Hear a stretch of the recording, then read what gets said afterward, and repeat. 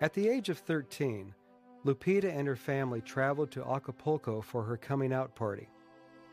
When Lupita and her family checked into the hotel, they were treated to a concert just below their 8th floor balcony. One of Lupita's sisters recommended that they run to the lobby and watch. Lupita did just that. But unbeknownst to her, someone had closed the sliding glass door going back into the room.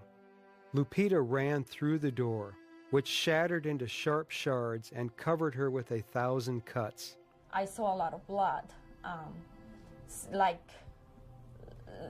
somebody pouring full hose, full of blood all over the place.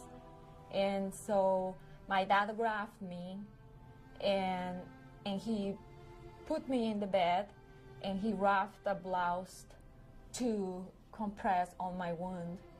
And so he asked me to, because I have wounds all over my veins, he asked me just to hold them so I could cover the wounds here in my arms. And I realized that I was gonna die. So I told my dad that I'm going to die today. I saw my body in the distance and I was like in the room and I had the vision of my mom getting the doctor and as she was screaming and crying and I felt sorry for her. I wanted to console her and let her know that I was okay. Even though I was afraid at the first moment when I was detached from my body, an overwhelming sense of peace came all over me and I knew I was okay, that I was going back home, and I wanted to share that with my parents, that I was okay, but I couldn't talk to them anymore. And I saw my dead body just laying there. And the doctor came and I remember him saying, "Oh my God, she's not gonna make it." I saw the tunnel. It seemed to be made of dark clouds. At the end of the tunnel, there was a light. At the end of that light, I saw the image of what I believe is Virgin Mary. And I was reviewing my life with her. And we spoke about my mission in life.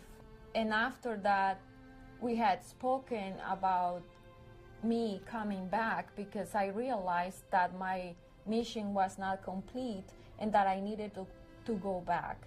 So finally, I was pulled back like with this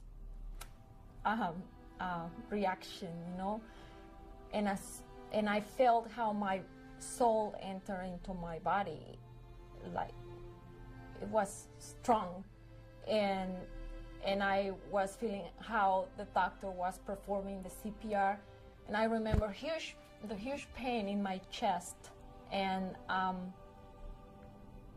all the pain, the physical pain, came back to my body after I came back, and I was trying to get all the air I could into my lungs, like I could not have enough air. And the doctor saying, "She made it, she's back, let's start stitching." The doctor had no anesthesia, so young Lupita was forced to suffer through the painful but necessary ordeal of being sutured with no painkiller. He had to stitch 4 layers in my neck, and he started with the aorta, and it was a very painful experience in which I was literally screaming and thinking. It was a mix of feelings between not wanting this pain again, like sad for having to come back, but at the same time I was mesmerized by the whole experience. After I started to talk about my experience, I told my parents that I knew the doctor met my mom by the 3rd floor. And my mom was like in shock, like, who told you this? And I said, "I saw it." And she said, "No, somebody told you." "No, I saw it." So they could not believe what was happening. So I said, I need to go back and thank him for what he did.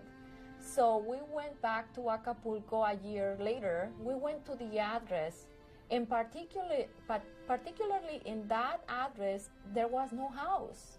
Everything was like an empty lot, and there were houses around. So we started to look around for him and ask for his name, Jesus or Jesus. I never found him. How has this affected your life in the intervening years? I didn't come back the same. I was a different person. I was more spiritual, and also I became a more compassionate person, concerned for others, and feeling a sense of love. You're not gonna die. This is just a transition.